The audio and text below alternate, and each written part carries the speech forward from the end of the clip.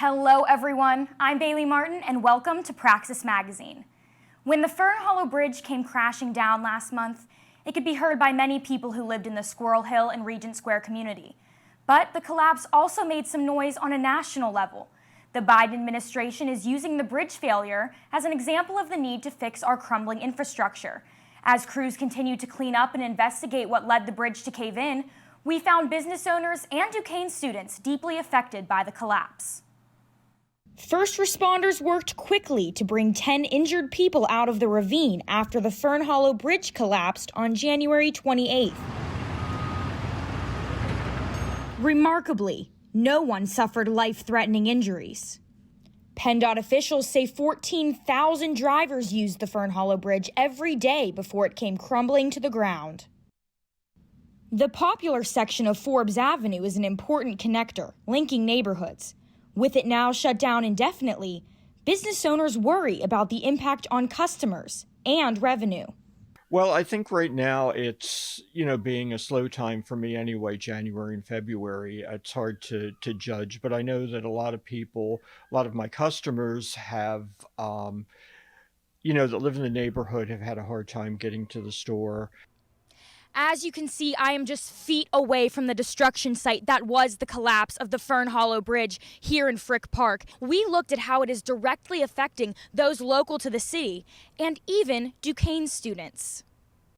Kathleen Herbstritt moved to South Braddock Avenue, right next to Frick Park, just weeks before the bridge collapsed.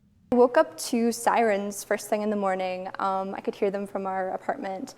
I got several texts from family members and friends, letting me know what was going on, asking if we were okay.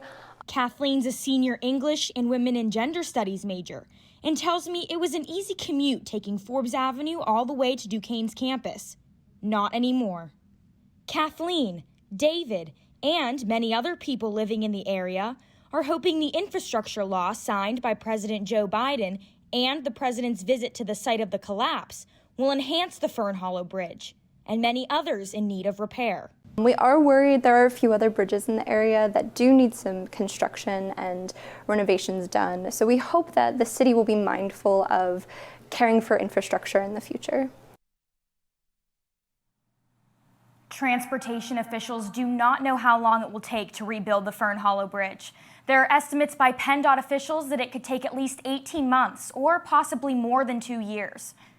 The coronavirus pandemic has claimed the lives of hundreds of thousands of Americans, tearing families apart and leaving economic hardships on so many throughout the country. As health experts continue to urge people to get vaccinated to protect their families, there's work being done right now on campus to keep people safe in creative ways. 2 students involved with Duquesne University's Partnership in Education created a COVID-themed board game using a concept called serious gaming. This is a concept that our liberal arts department is familiar with and is the subject of this Praxis Magazine report. This former Duquesne student is hitting her goals out of the park as the first female sports reporter and host on KDKA Radio. Whether it's Steelers Sunday or your morning drive to work, alumnus Shelby Cassesi is using her talents to be heard throughout the city of Pittsburgh. Shelby is the focus of this Praxis Magazine report. Shelby Cassesi, News Radio KDKA. Today, she gives you travel updates on KDKA Radio. The city of Pittsburgh announced Wednesday construction. But Shelby Cassesi is well-traveled herself. The 2015 Duquesne University graduate drove 106 miles south of the Bluff to pursue her journalism career in Bridgeport, West Virginia. Wasn't far off. The Mountaineers lost that game by 30 points to end. And now, another 106 miles back to her home city of Pittsburgh, Pennsylvania, where she scored her goal of becoming the first female weekly sports reporter in KDKA radio history. Shelby is a former student athlete who attributes her love of sports partly to being a lifelong Penguins fan, especially their 2009 Stanley Cup victory, a game she watched from her living room with her father. Hugging my dad in my living room, being there in that moment, I fell more in love with sports every single day, just watching through him. And dedicating their time as a busy family to analyzing each game in Pittsburgh together. The emotion surrounding sports is really irreplaceable, especially here in Pittsburgh. And I wanted to be so much closer to that than just watching from my TV. Shelby's drive and determination led her success, but she says Duquesne University, and two professors in particular, played an important role in her slide into home base back here in Pittsburgh.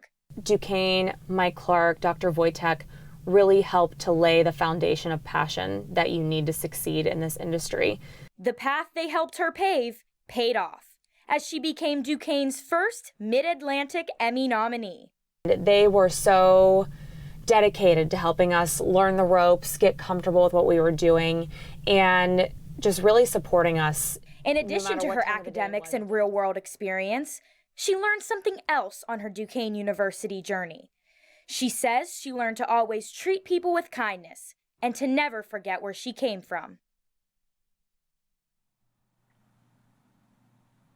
You can listen to Shelby on KDKA Radio's 93.7 The Fan every Sunday, weekdays for your news and traffic updates, and you can also follow Shelby on Instagram, Twitter, and Facebook at Shelby Cassesi. If you like to stay caffeinated, this cafe provides the coffee, but for a good cause. Brother Andres Cafe, located in Epiphany Church here in Uptown Pittsburgh, provides great service and great opportunities for adults with developmental disabilities. And as Praxis Magazine reporter Mary Flavin shows us, it's also providing a job opportunity to Duquesne student Shay Moffitt. So if you want to grab a cup of coffee or if you're looking for a new study spot, Brother Andres Cafe is located in the basement of Epiphany Church, right across the street from the Bluff, and is open every day except Sundays, 7 to 4 p.m. My favorite? The cold brew. From all of us here at Praxis Magazine, I'm Bailey Martin. Thanks for watching and have a great day. Hello everyone, I'm Bailey Martin and welcome to Praxis Magazine. The recent Russian invasion of Ukraine has left many families scared and worried for their future, leaning on each other for support. But what about those who don't have family to lean on?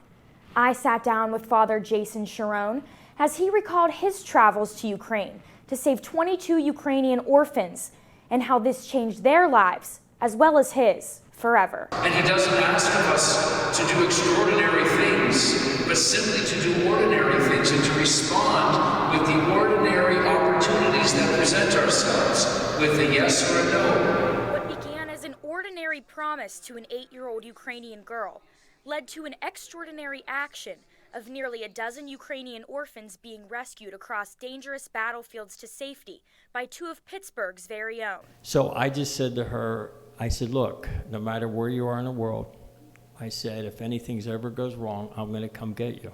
I'll be there. And that's how this started. This promise was made to 8-year-old Karina, a Ukrainian orphan whom Alan and his wife Anita were hosting at their home in Pittsburgh this past Christmas. Although adoption was a foreseeable outcome for their family, a Russian invasion of Karina's home country was not. But when the kids called me at 11:30 at night, the night these bombs started going off, and Karina kept running to the window and yelling, bomb, bomb, bomb. Not to mention the language barrier they face. I had to try to Google Translate, like, honey, it's gonna be okay, just get away from the window, and everything will be fine, you'll be safe. Father Jason Sharon of Holy Trinity Catholic Church in Carnegie and Alan Sherwood spoke at Brother Andres Cafe, sharing their recent trip to Ukraine, amidst an invasion Father Jason compares to the tragedies of World War II. He detailed the horrors he witnessed firsthand. This is an unjust war, and there is no reason for Mr. Putin to be doing this. But as deep as this hole is that he's dug, part of me wants to thank him in an absurd kind of way, because he has brought a divided world together like no one else could. Is that people who haven't spoken for a while, COVID has just reset the whole board, and people haven't talked in a while. People in their own families all of a sudden don't talk to each other, but all of a sudden this comes upon us, and what has happened is the extraordinary thing amidst the ordinariness of war. Karina, and others just like her, are used to hearing broken promises from adults. But Alan and Father Jason kept their word and made the daring rescue. She came up and she was hugging me, and I used Google Translate, and said, do you remember the time when I told you at Christmas I'd always be there for you? And she shook her head yes and just gave me a big hug and a kiss.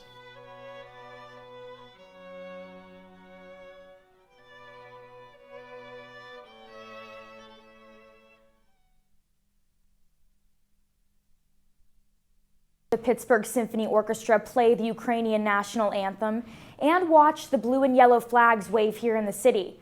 Father Jason encourages Pittsburghers to get in touch with local representatives, as well as donate to the Ukrainian Culture of Humanitarian Institute. With a focus on holistic wellness and the ethics of integrative care, Duquesne University's proposed College of Osteopathic Medicine will embrace the university's long tradition of serving the mind, body, and spirit. President Gormley and other founders broke the ground of the new state-of-the-art medical school in celebration of the start of the build. President Gormley also tells us that students will benefit from unique interdisciplinary opportunities, expert faculty, and a community-focused approach to medicine. Whether it was golden shovels meeting the ground or hands joining in applause. March 1st was a day of coming together for the Duquesne University community. This blank slate of opportunity behind me will not stay blank for long. Today we heard from President Ken Gormley as he's breaking barriers and grounds at the groundbreaking ceremony at the future site of Duquesne University's College of Osteopathic Medicine. Today, the word groundbreaking here at this site means far more than literally breaking ground.